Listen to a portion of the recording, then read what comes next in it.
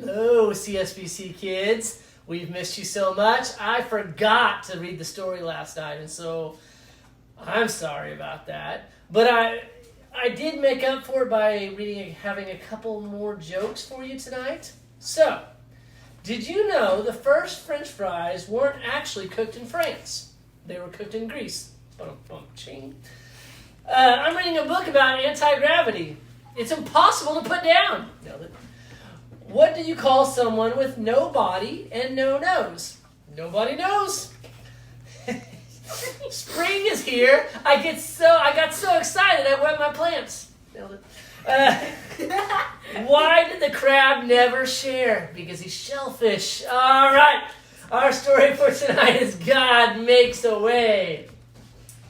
Moses and God's people escaped out of Egypt and into the wilderness. They didn't know the way, but God knew the way, and he would show them.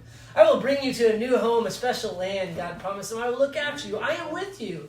God sent a big cloud for them to follow, a pillar of smoke stretching up to the sky. It moved in front of them as they walked and shaded them from the blazing heat of the day, and when it was time to rest, it stopped. All through the cold desert nights, it kept them warm, glowing like fire. God led his people through the desert to the edge of a great sea. They were just wondering how to cross it when suddenly they heard a terrible thundering and pounding. It sounded almost like horses' hooves. They shaded their eyes to look back and screamed, "Ah!" It was Pharaoh and his army were coming to get them. Pharaoh had changed his mind again. "Get my slaves back!" he screeched and charged out of the desert after them with 600 of his fastest horsemen and every single chariot in Egypt. See, he's coming to get them. What were God's people going to do? In front of them was a big sea. It was so big there was no way around it, but there was no way through it. It was too deep. They didn't have any boats, so they couldn't sail across, and they couldn't swim across because it was too far, and they would drown. And they couldn't turn back because Pharaoh was chasing them. They could see the flashing swords now glinting in the baking sun and the dust clouds and chariot after scary chariot surging towards them. So they did the only thing there was left to do, panic. "We're going to die!" they shrieked. "Don't be afraid," Moses said. "But there's nothing we can do," they screamed. "God knows you can't do anything," Moses said. "God will do it for you. Trust him and watch." "But there's no way out," they cried. "God will make a way," Moses said. Another minute and it would have been over. But then the strangest thing happened.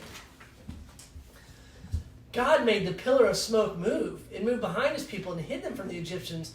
Then God sent a strong east wind to blow all night long. It blew on the water of the big sea. It blew to the left and it blew to the right until it blew into two towering walls of water. And there, right through the middle of the sea, a muddy pathway opened up. And God's people walked across on dry land. Can you believe it? When the Egyptians tried to follow, the walls of water crashed back down on them and swallowed them up. God's people were safe. They danced and laughed and sang and thanked God. When there had been no way out, God made a way. Many years later, once again, God was going to make a way where there was no way. From the beginning, God's children had been running from him and hiding. God knew his children could never be happy without him. But they couldn't get back to him by themselves. They were lost. They didn't know the way back. But God knew the way, and one day he would show them. Love you guys.